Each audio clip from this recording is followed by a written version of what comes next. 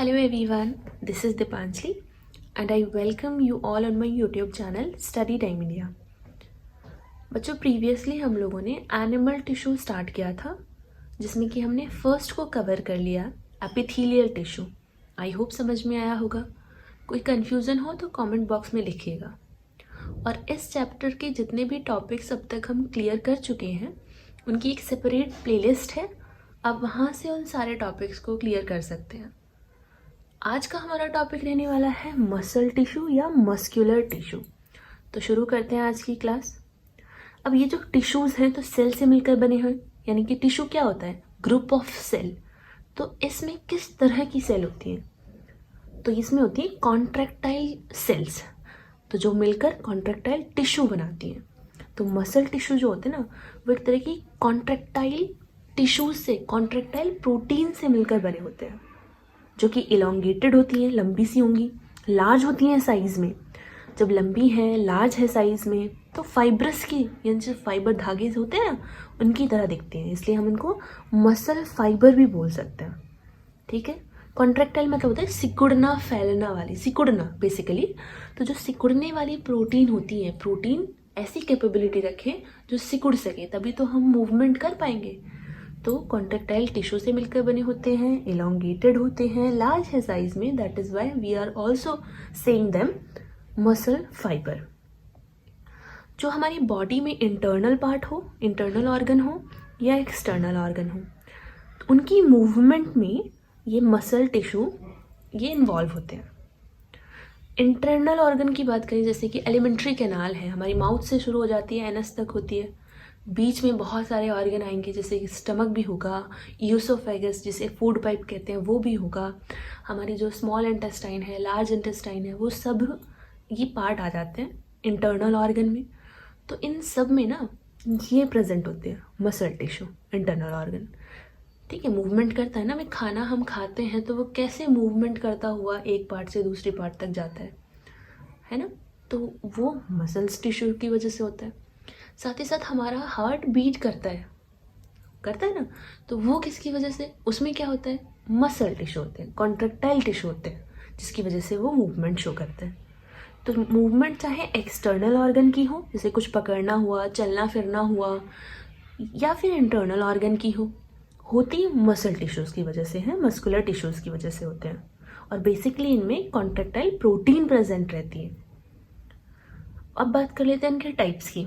तो on the basis of location, कहाँ ये लोकेटेड है, क्या इनका फंक्शन है, और स्ट्रक्चर, कैसी इनकी स्ट्रक्चर है, उसके बेस पर हमने इनको 3 टाइप्स में डिवाइड किया है। तो फर्स्ट तो है स्ट्राइटेड मसल और स्ट्राइप्ड मसल, स्केलेटल और वॉलेंट्री मसल। ये सब एक ही के नाम है, एक ही तरह का टाइप है। ठीक है, ये जो स्ट्राइटेड है इनको ही हम अलग अलग नाम से भी बोल सकते हैं। सेकेंड टाइप आ जाता है अनस्ट्राइटेड मसल, पढ़ेंगे उनको भी अभी डिटेल में। And third one is cardiac muscle. तो 3 टाइप्स में हमने उनको डिवाइड किया है on the basis of location, function and structure. तो फर्स्ट है स्ट्राइटेड मसल। अगर हम नेचर की बात करें, नेचर कैसा होता है, तो ये जो स्ट्राइटेड मसल होती है ना, इन पर लाइट और डार्क बैंड से प्रेजेंट रहते हैं। मतलब जैसे कोई भी एक मसल होगी, उस पर आप देख सकते हो काली पट्टी और सफ़ेद पट्टी की तरह नजर आएगी, स्ट्रिप्स नजर आती हैं।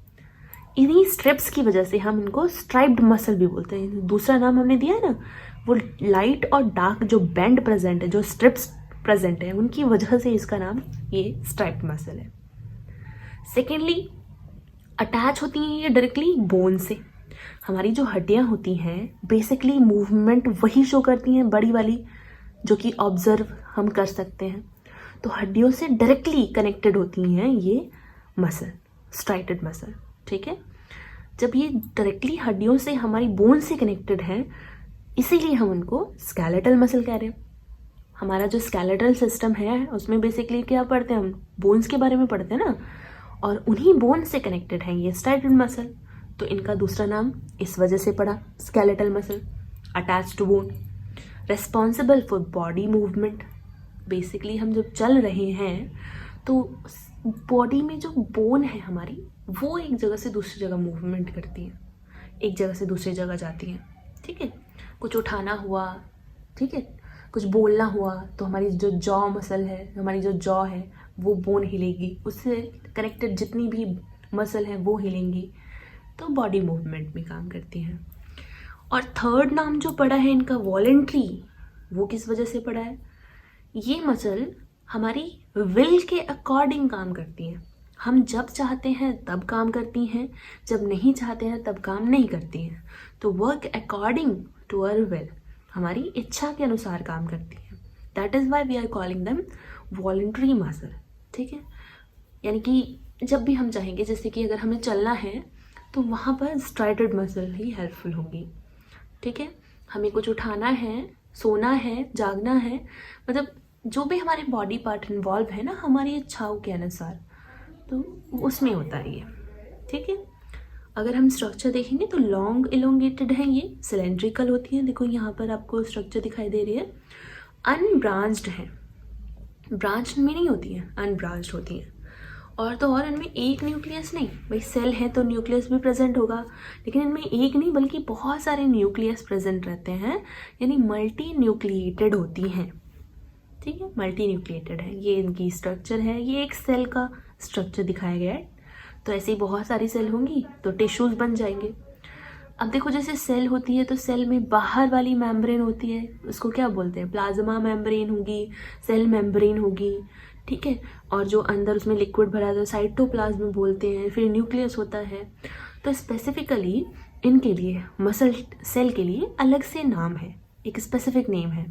जैसे इनकी जो, इन सेल की जो बाहर वाली लेयर है ना, उनको हम प्लाज्मा मेम्ब्रेन या ये सब नहीं बोलते हैं, उनको हम बोलेंगे सार्कोलेमा, यानी सार्कोलेमा वर्ड आ जाता है उसके लिए।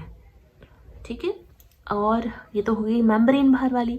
लिक्विड जो भरा हुआ है उसे हम साइटोप्लाज्म बोलते हैं जनरली सेल में, और इसको हम क्या बोलते हैं? Sarcoplasm, sarcolemma, sarcoplasm. ये न्यूक्लियस को न्यूक्लियस ही कहेंगे। साथ ही साथ छोटे छोटे एलिमेंट्स प्रेजेंट रहते हैं, इनको हम कॉन्ट्रैक्टाइल एलिमेंट या कॉन्ट्रैक्टाइल प्रोटीन कहते हैं। और इनका भी नाम है सार्कोस्टाइल्स और मायोफाइब्रिल्स, बड़ा इंपॉर्टेंट है।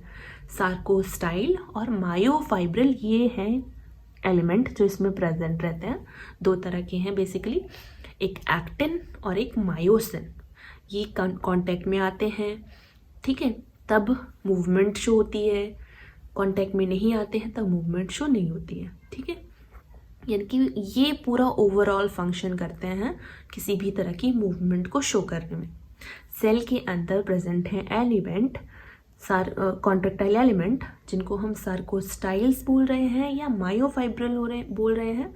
दो हैं वो, एक एक्टिन और एक मायोसिन, प्रोटीन ही है बेसिकली। ठीक है, नेक्स्ट अकरेंस, यानी मिलती कहाँ पर है? तो मसल्स ऑफ लिम्ब, हमारी जो बाजू होती हैं, हमारी जो हाथ होती है, हमारे जो बाइसेप्स हैं, हमारे जो ट्राइसेप्स हैं, वहाँ प्रेजेंट रहेंगी, मूवमेंट कर रही है ना। बॉडी वॉल, हमारी जो बॉडी है उसकी वॉल को आगे पीछे से अगर हम बॉडी को देखेंगे तो मैक्सिमम यही तरह की मसल्स होती हैं। फेस पर भी प्रेजेंट रहेंगी, नेक पर भी प्रेजेंट रहेंगी। और visceral striated muscle specific name है उन तरह की स्ट्राइटेड मसल जो प्रेजेंट रहती है हमारी इंटेस्टाइन से रिलेटेड चीज़ों से, जैसे कि टंग, फेरिंग्स, अच्छा डायफ्राम, जो हमारे लंग्स होते हैं ना उनके जस्ट नीचे एक मसल होती है जो लंग्स को, मतलब एयर जब फिल होती है या फिर एयर जब हम एक्सहेल करते हैं, इनहेल करते हैं, उस वक्त में लंग्स की वॉल्यूम को बढ़ाता है ना, तो वो डायफ्राम की वजह से होता है। जैसे मैं अगर ड्रॉ करूं तो कुछ इस तरह से हमारा ये लंग है, ठीक है, यहाँ पर प्रेजेंट रहता है, ये डायफ्राम है, ये बना होता है स्ट्राइटेड मसल का। तो वॉल्यूम को बढ़ाना घटाना हो ना, तो ये इन्वॉल्व रहता है। Oesophagus which is also called food pipe, उसमें भी ये मसल होती है। तो इन जो हमारे फूड से रिलेटेड है ना, यहाँ पर आंत से रिलेटेड है, इंटेस्टाइन से, उस तरह की स्ट्राइटेड मसल को विसरल स्ट्राइटेड मसल भी बोल रहे हैं हम। फंक्शन देख लेते हैं एक बार। तो फंक्शन तो क्लियर हो चुका है, पहले से ही हम बोलते आ रहे हैं कि मूवमेंट मूवमेंट मूवमेंट, तो बस। तो पावरफुल है एंड अंडरगो रैपिड कॉन्ट्रैक्शन, लगातार कॉन्ट्रैक्शन रिलैक्सेशन होता रहता है, यानी सिकुड़ती और फैलती रहती है, तभी तो मूवमेंट होती है। अब जब लगातार काम करेंगी तो ये थकने वालों में से हैं, और जब थक गई हैं तो रेस्ट करने वालों में से भी हैं। तो get tired and need rest, इनको ज़रूरत होती है रेस्ट की। जैसे हमारी आंखें होती है ना, पढ़ते पढ़ते बहुत थक सी जाती हैं, तो वहाँ पर हम स्ट्राइटेड मसल बोल सकते हैं। जो भी बॉडी पार्ट आपका थक जाता है ना काम करने के बाद, वहाँ पर प्रेजेंट रहती है स्ट्राइटेड मसल, विसरल मसल, ये वॉलंटरी मसल, स्केलेटल, स्ट्राइप्ड, कई कई नामों से बुला सकते हैं। Provide force for locomotion and voluntary movement, जो हम चाहते हैं वो उस तरह की मूवमेंट को कराने में, और लोकोमोशन एक जगह से दूसरी जगह जाने में। नेक्स्ट हम लोग शुरू करते हैं अनस्ट्राइटेड मसल, ठीक है, इनवॉलंटरी भी बोल सकते हैं, ऑपोजिट हो जाएंगे ना। नेक्स्ट बात कर लेते हैं स्मूथ मसल की, या अनस्ट्राइटेड बोल लो, विसरल, इनवॉलंटरी, सारे नाम एक ही तरह की मसल के हैं, स्मूथ मसल, ठीक है। नेचर देखें तो बंडल्स में प्रेजेंट रहती हैं, जबकि फर्स्ट वाली जो थी ना स्ट्राइटेड, वो सिंगल सिंगल थी, ये बंडल में प्रेजेंट रहेंगी, स्पिंडल शेप होंगी, और इनकी जो पॉइंटेड होती हैं, ये देखो इनका जो एंड होता है ना, पॉइंटेड एंड होता है, जबकि उनमें नहीं था पॉइंटेड, उनमें इस तरह की आपने स्ट्रक्चर देखी थी, ठीक है। Held together by loose connective tissue, इनके बीच में लूज कनेक्टिव टिश्यूज होते हैं, फाइबर्स लाइक होते हैं, जिनसे ये एक दूसरे से जुड़ी हुई रहती हैं, ठीक है। ये तो था किसके बारे में कि इनका नेचर कैसा है। और देखो इनमें एक ही न्यूक्लियस है, यानी यूनी न्यूक्लिएटेड है, जबकि फर्स्ट टाइप जो हमने पढ़ा था मल्टी न्यूक्लिएटेड थी। तो एक बीच में हम लोगों को न्यूक्लियस मिल जाएगा, इन पे कोई बैंड वगैरह प्रेजेंट नहीं रहते, कोई लाइट और डार्क बैंड नहीं होते, इसीलिए हम इनको अनस्ट्राइटेड मसल बोल रहे हैं, जबकि उनमें थे, इसलिए उनको स्ट्राइटेड मसल, स्ट्राइप्ड मसल बोला गया, ठीक है। इन पे यहाँ भी मायोफाइब्रिल जो प्रेजेंट रहते हैं, इस तरह की कॉन्ट्रैक्टाइल प्रोटीन, ठीक है, जो कि पैरेलल फॉर्म में इलोंगेटेड पड़ी हुई रहती हैं सेल में। अकरेंस यानी मिलती कहाँ पर है ये, तो ये मिलती है एलिमेंट्री कैनाल, यानी हमारा जो फूड पाइप, हमारी जो माउथ से शुरू हो जाती है एलिमेंट्री कैनाल और एनएस तक जाती है, तो वहाँ पर ही भी ये प्रेजेंट रहती है। दोनों तरह की मसल, फर्स्ट वाली भी थी और इनका भी इन्वॉल्वमेंट होता है। इंटरनल ऑर्गन्स में प्रेजेंट रहते हैं, जैसे हमारा स्टमक में प्रेजेंट रहती है यूरेटर, ठीक है, जहाँ पर मतलब हमारी जो यूरिन है फिल्टरेशन के बाद जमा होता है। आइरिस में प्रेजेंट रहती है, हमारी जो आँख है उसमें आइरिस में, जो कि कलर देती है आँख को, किसी का ब्राउन होता है, किसी की ब्लू आइज होती हैं, ब्लैक आइज होती हैं, तो वो इनकी वजह से मतलब वहाँ पर आँख में आइरिस में ये प्रेजेंट रहती हैं, ठीक है। ब्लड वेसल्स में भी प्रेजेंट है, हमारी 3 तरह की ब्लड वेसल्स होती हैं, आर्टरीज हो गई, वेन्स हैं, कैपिलरीज हैं, कैपिलरीज जो बहुत ज़्यादा छोटी होती है, तो ब्लड वेसल्स में प्रेजेंट रहेंगे। डक्ट्स ऑफ ग्लैंड, हमारी ग्लैंड होती हैं, 2 तरह की ग्लैंड है, एक्सोक्राइन ग्लैंड है, एंडोक्राइन ग्लैंड है। एंडोक्राइन ग्लैंड में तो कोई डक्ट होती ही नहीं है, कोई नली होती ही नहीं है। एक्सोक्राइन ग्लैंड में होती है डक्ट, ठीक है। तो ये जो डक्ट होती है ना ग्लैंड की, वो स्मूथ मसल से मिलकर बनी होती है। इंटरनल ऑर्गन में पहले ही बता चुके हैं, स्टमक वगैरह में प्रेजेंट रहेंगी, ठीक है। तो ये था इनका अकरेंस, ये मिलती कहाँ पर है। फंक्शन की अगर बात करें, do not work according to our will, हमारी इच्छा के अनुसार काम नहीं करती हैं, जब चाहेंगी तब काम करेंगी, नहीं चाहेंगी तो नहीं करेंगी, ठीक है। जैसे हम खाना खाते हैं उस वक्त में हमारी जो फूड पाइप है ओपनिंग होती है, उसकी क्लोजिंग होती है, कब ओपन करना है कब क्लोज करना है, ठीक है। या फिर जब हमारा यूरिनरी ब्लैडर में जो जमा होता है यूरिन, उस वक्त में कब क्लोजिंग होनी है, कब आउट करना है बॉडी से, ठीक है, कब तक स्टोर करके रखना है, कैसे फिल्टरेशन करनी है किडनीज में, इनमें इन्वॉल्वमेंट होता है इन स्मूथ मसल्स का, ठीक है। स्लो कॉन्ट्रैक्शन होता रहता है, ठीक है। स्मूथ मसल जो होती हैं वो स्लो कॉन्ट्रैक्शन करती हैं, और तो और इनका जो कॉन्ट्रैक्शन है ना, अगर ये सिकुड़ गई हैं तो ये उसी पोजीशन में काफ़ी लॉन्ग पीरियड तक स्टे रह सकती हैं।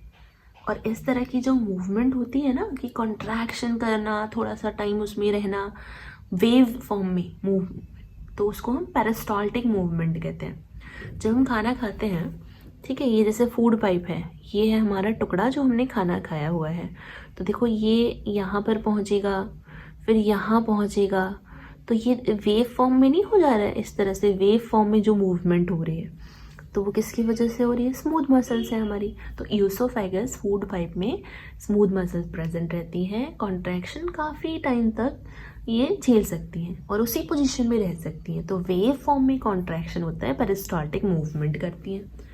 नेक्स्ट फंक्शन देखें तो एक्सट्रूसिव मूवमेंट करती है। एक्सट्रूसिव मूवमेंट मतलब थ्रू आउट ऑर्गन, पूरा ऑर्गन मूवमेंट करा देती हैं ये। तो यूरिनरी ब्लैडर, जहाँ यूरिन जमा है तो वो स्क्वीज़ होता है उस टाइम पे, तभी तो यूरिन बाहर रिलीज होता है बॉडी के। तो पूरा ऑर्गन इन्वॉल्व रहता है। गॉल ब्लैडर में, ठीक है, गॉल ब्लैडर में हम लोग स्टोर करते हैं हमारी जो फूड है, उसके डाइजेशन के वक्त में हमें बाइल जूस की ज़रूरत पड़ती है, ठीक है। यूरेटर, ठीक है, यूरेटर में प्रेजेंट रहते हैं। तो ये जो पाइप्स होते हैं जिनके थ्रू जो आएगा हमारा यूरिन यूरिनरी ब्लैडर में जमा होने के लिए। तो आई होप आपको क्लियर हो गया होगा स्मूथ मसल के बारे में। कोई इन पे बैंड वगैरह नहीं होते हैं, न्यूक्लियस सिर्फ एक ही प्रेजेंट रहता है। कहाँ कहाँ ये प्रेजेंट रहती हैं, और सबसे इम्पॉर्टेंट है इनका काम करने का तरीका। वो ही अपनी मर्जी से करती हैं, किसी के दबाव में नहीं करती। हमारी मसल है, हमारे कहना नहीं मानती, मतलब ऐसा नहीं कि हम जब चाहेंगे तब काम करेंगे, ठीक है। लास्ट बची हुई है कार्डियक मसल, तो इनको भी एक बार देख लेते हैं। चलिए, तो कार्डियक मसल की अगर बात करें नेचर, ये दोनों तरह की प्रॉपर्टीज शो करती हैं। ये स्मूथ मसल की तरह भी दिखती हैं और कुछ प्रॉपर्टीज स्मूथ मसल की तरह होती हैं, कुछ स्ट्राइडेड मसल्स की तरह होती हैं, ठीक है। देख लेते हैं कौन कौन सी हैं। ये ब्रांच्ड फाइबर की तरह होती हैं। देखो, ये देखो, ये है इनकी स्ट्रक्चर, तो ब्रांच होती हैं। लाइट और डार्क बैंड प्रेजेंट है किसकी तरह? स्ट्राइडेड मसल की तरह। इन पे लाइट और डार्क बैंड प्रेजेंट रहते हैं स्ट्राइडेड मसल की तरह। यूनी न्यूक्लिएटेड है, जैसे देखो ये एक सेल होगी पूरी, इसमें एक न्यूक्लियस है, यहाँ पर सेल है, न्यूक्लियस एक है, यूनी न्यूक्लिएटेड है स्मूथ मसल की तरह। दोनों प्रॉपर्टी होगी। Densely stained cross band present रहते हैं, यानी कि सेल्स ना आपस में जुड़ी हुई रहती हैं, आपस में, और एक दूसरे को इम्पल्स फॉरवर्ड करती हैं, यानी फोर्स फॉरवर्ड करती हैं। कोई भी इम्पल्स होगा, कोई भी फोर्स लगाएंगे एक दूसरे पर, तो वो एक जगह से दूसरी जगह यही फॉरवर्ड करती हैं। तो इंटरकैलेटेड इम्पल्स को ट्रांसफ़र कर रही हैं, एक्ट एज इम्पल्स बूस्टर, ठीक है। एक इम्पल्सिव होगी, आगे को ट्रांसफ़र कर देगी। क्योंकि मूवमेंट में ज़्यादातर जो कार्डियक मसल होती है हमारी हार्ट में प्रेजेंट है। हार्ट जो कि हमारी एम्ब्रियोनिक स्टेज से और हमारी डेथ तक मूवमेंट करता ही रहता है विदाउट एनी टायर्डलेस, तो उसमें इनकी ज़रूरत होती है। मिलती कहाँ पर है? जैसे कि मैंने बताया कि हमारी हार्ट में प्रेजेंट रहती हैं। हार्ट में कॉन्ट्रैक्शन रिलैक्सेशन शो करेंगे। फंक्शन क्या है? कॉन्ट्रैक्शन और relaxation rhythmically, tirelessly through out life time, ठीक है। एम्ब्रियोनिक स्टेज से शुरू हो जाता है एंटिल डेथ तक, ठीक है। और सेकेंडली हम लोग बोल सकते हैं जो कंट्रैक्शन रिलैक्सेशन हो रहा है हमारे हार्ट में, हार्ट मसल्स में, तो वो हेल्प करता है ब्लड को पंप करने में, डिस्ट्रीब्यूट करने में अलग अलग पार्ट में। मतलब हमारी बॉडी पार्ट में ब्लड का जाना है, कौन पंप करेगा? हार्ट पंप करेगा। हार्ट में क्या है? यही मसल्स, कार्डियक मसल। तो ये हो गए इनके फंक्शन। कॉन्ट्रैक्शन रिलैक्सेशन हो गया। एम्ब्रियोनिक स्टेज से, यानी कि जब एम्ब्रियोनिक स्टेज में होता है ना बेबी, और जब वो मतलब डेथ तक पहुंचता है स्टेजेस, तब तक ये लगातार ऑन रहती हैं, ऑफ नहीं होती हैं, ठीक है। आई होप आपको ये मस्कुलर टिश्यूज, मसल सेल्स समझ में आई होंगी। 3 तरह की हमने पढ़ी है, स्ट्राइटेड मसल है, स्मूथ मसल है एंड कार्डियक मसल है, ठीक है। कार्डियक की जब भी बात करेंगे तो दोनों का मिक्सअप हो जाएगा, दोनों ही के कैरेक्टर ये शो करती हैं। स्मूथ मसल अपने आप में अलग कैरेक्टरिस्टिक्स कैरी करे हुए हैं, जो कि किसी के कहने पर नहीं बल्कि अपनी इच्छा के अनुसार काम करेंगी, और स्ट्राइटेड मसल हैं, जब हम चाहेंगे वो तब काम करेंगे। आई होप क्लियर हो गया होगा। कोई कन्फ्यूज़न हो तो कमेंट बॉक्स में लिखिएगा। नेक्स्ट हम लोग पढ़ेंगे कनेक्टिव टिश्यू।